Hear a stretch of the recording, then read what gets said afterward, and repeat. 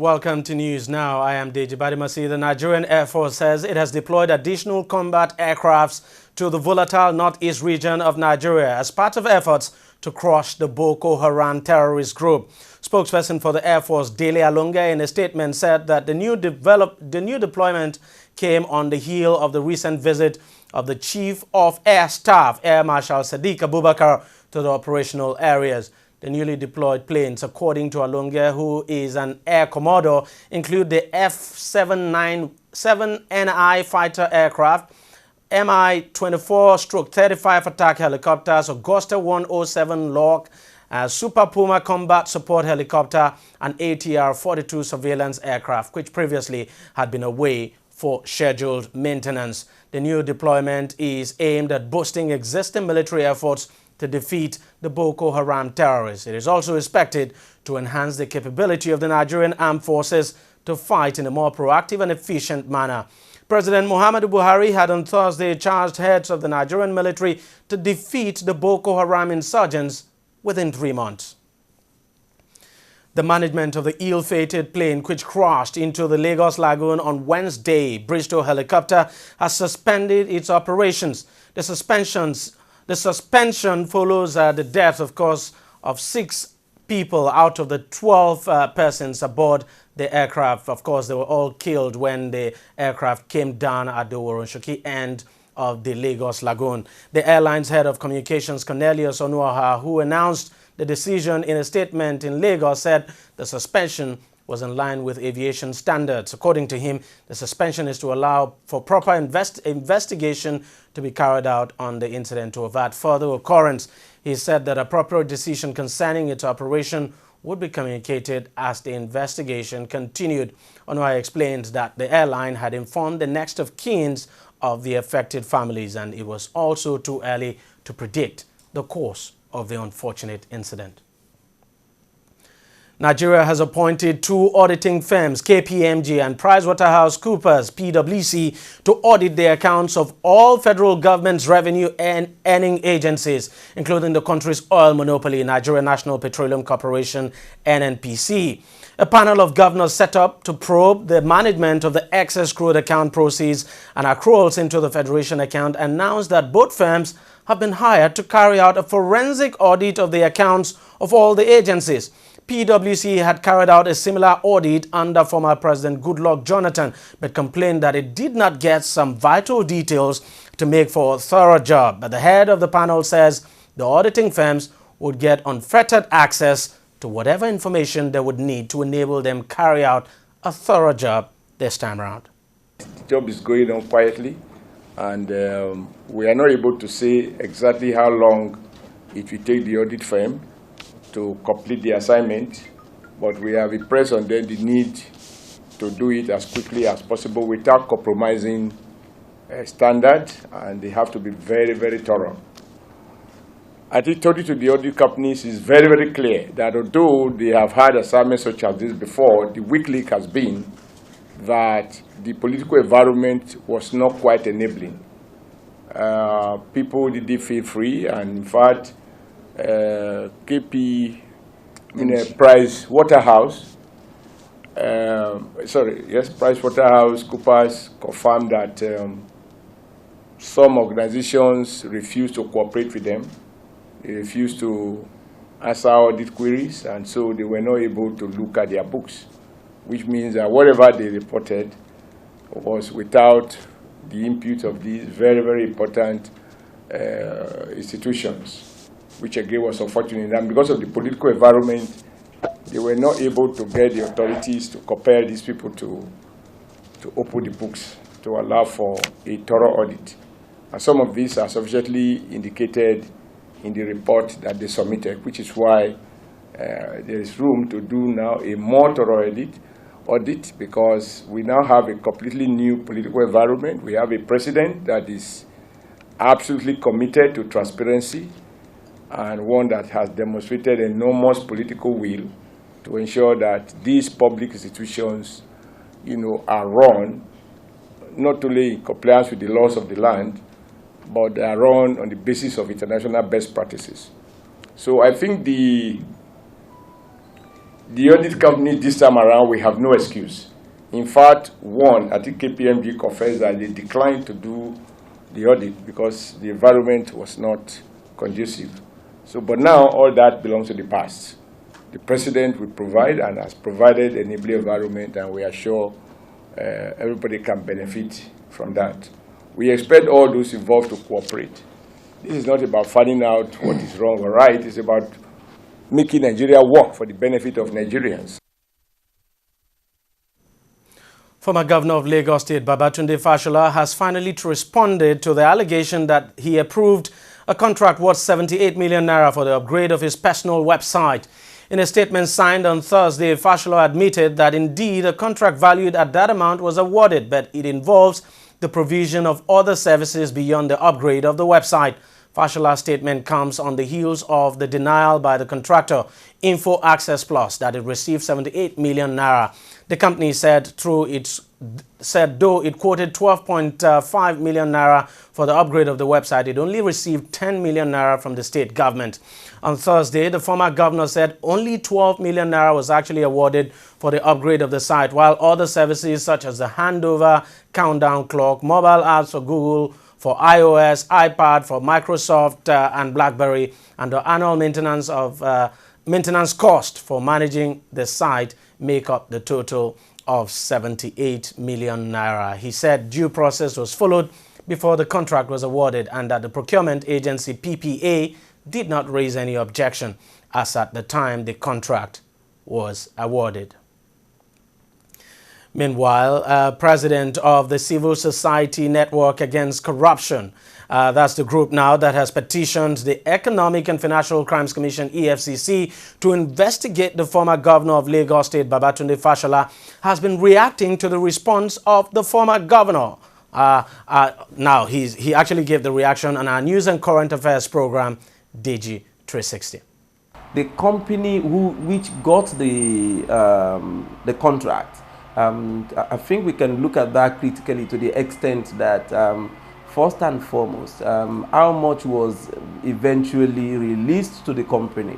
The company Infotech also came out to say that we only got less than 10 million naira for the whole contract, and that means that company was paid not more than 10 million naira. So let's take it for granted that included iOS and whatever Governor Babatunde Fashola had said, means both the iOS and the rest of that, which nobody can attest to the existence other than the website. And like also the company said, what they did was just updating and upgrading and then also maintaining the website. For everything that they did was just for 10 million naira, for less than 10 million naira. So the question is where was and to who was the 68 million naira released to. There are quite a number of several others, and I wish to also say that that unfortunately this is one of the reasons why Governor Fashola, former Governor Fashola, would behave the way he has been behaved. There's been a huge level of arrogance on the part of his performance, even in office, and his utterances, and that is where it is very shocking when many of this information are coming into the public domain. I can remember on a road in particular, Ikotu-Idimo Road, which the governor came to the public to say the road has been completed and constructed, and we found that the road was actually abandoned. There was not even a mere grading on that road, not to talk of even the completion of the road. And we wrote an FOI. For over 2 years, Lagos State government never responded to what happened on that road until a petition was written to EFCC on that matter. That is still pending. But coming down to this issue, he has not in any way substantiated the argument. The company had said, we only got less than 10 million naira. As he told us who got the remaining 68 million naira. So even if, let's take it for that, the company with the upgrade and updating of the website got 10 million naira. Which other company got the outstanding 68 million naira, even if it's for iOS? Then the question goes to how much does it take to develop an app for iOS and Android? So we can then start getting into that argument. And for your information, a quick check will tell you, like Governor Fashola had about several websites, you know, to his name. I mean, doing what and for what? These are for whatever it is, private websites, not public website. It's a different thing where you're saying Tunde Fashola, like he has it, tundefashola.com, tundefashola.net, tundefashola. whatever.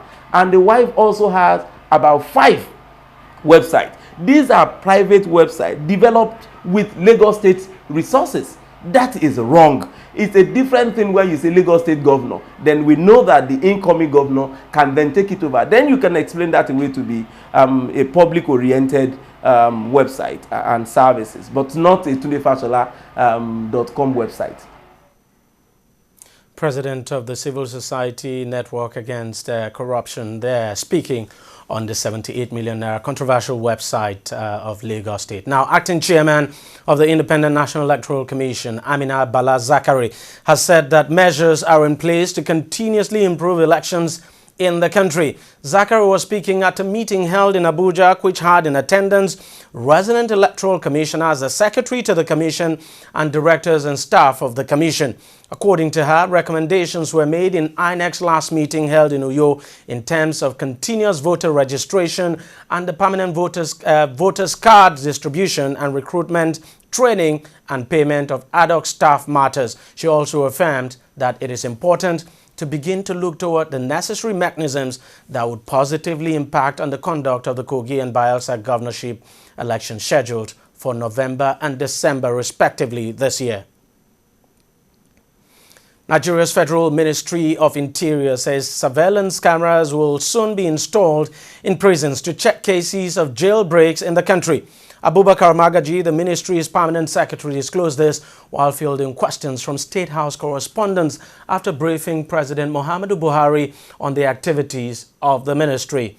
He said the cameras would help in monitoring unusual movement of prisoners or those who might want to cause social discontent in the prisons. He, however, said that the prison service was experiencing acute shortage of personnel and stressed the need for the employment of more staff.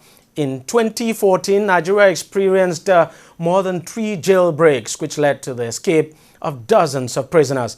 The police only found a fraction of those who escaped. 2 days after the National Peace Committee met with President Muhammadu Buhari and cautioned him on the probe of the immediate past administration, the president's party has risen in his support. The ruling All Progressives Congress APC has asked opinion leaders to ensure that their actions and utterances do not give comfort to those who looted the commonwealth of the country. APC, in a statement issued in Lagos by its National Publicity Secretary, Lai Mohammed, warned against any attempt to truncate the ongoing fight against corruption in the country. The party expressed total support for President Buhari's determination to end corruption in Nigeria. We'll take a short break now, and News Now will be right back.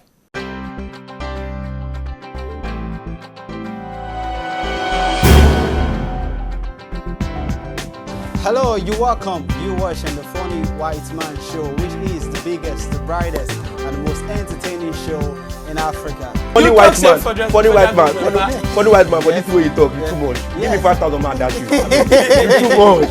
So you get it like, when she move along the street, yeah, me should like that, I'm going girl, you know, my own people, actually.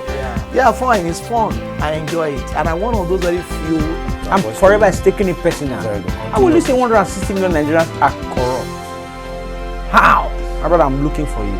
Yeah, but it's a growth, and this is the time to build business. I know the pitfalls, I know what to do and what not to do. But there are months where you get business and months. You know how we do, how we train them. We did the way you did.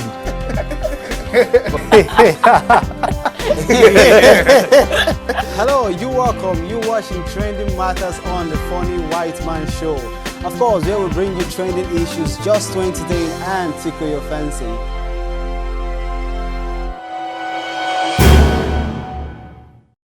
Welcome back. The price of crude oil has hit its lowest level in 6.5 years amid concerns over a slowing economy in China, a huge energy consumer.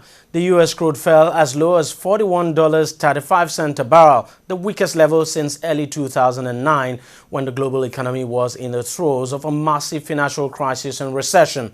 By late morning in Europe, the price was around $42 a barrel. Now, the oil contract has been declining since touching a high of $61.43 a barrel on June the 10th. The U.S. has reopened its embassy in Cuba more than 45 years or 54 years after it was closed, in a symbolic step signaling the warming of ties between both countries. John Kerry, the U.S. Secretary of State to visit, is actually the first U.S. Secretary of State to visit Cuba in 70 years, presided over the ceremony in Havana. The U.S. flag was presented by the same U.S. Marines who brought it down in 1961. Kerry described the hoisting of the flag as a historic moment, speaking during the ceremony on Friday.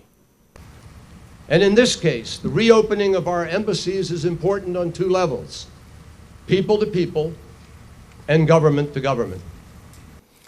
The Ebola epidemic in West Africa can be defeated by the end of the year if the number of new cases drops to zero and stays at zero, the head of the World Health Organization said Thursday.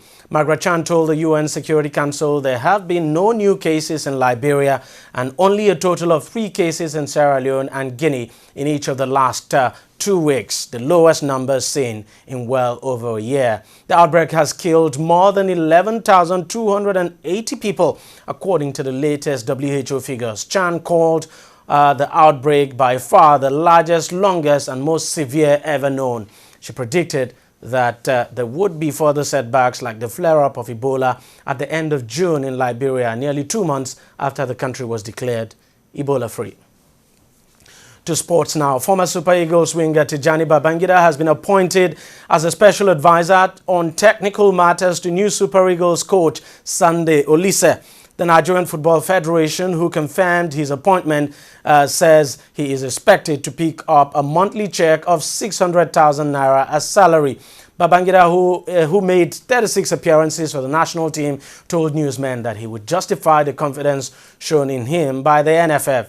He and Olise were part of the Super Eagles team that made it to the second round of the 1998 World Cup in France. Olise, since his unveiling, has been trying to get a strong support staff, and the addition of Babangida will by no means aid his program. He already has Salisu Yusuf, Jean-Francois Locuto, and Aloyago as his assistants. Chelsea manager Jose Mourinho has dismissed talks of a feud between him and team doctor Eva Cañero. Reports coming from the English press during the week suggested that Mourinho banned the doctor from the Chelsea bench after the pair clashed during Chelsea's 2-2 draw against Swansea. Mourinho, who criticized Eva after the Swansea game, has however dismissed the rumors of a feud between the two and insisted that her removal from the Chelsea bench is just a temporary change. Chelsea's next match is a tough away trip against former league champions Manchester City on Sunday. Well, that's it to news now. We thank you very much for watching. Continue to stay tuned to TV360. More programming coming your way.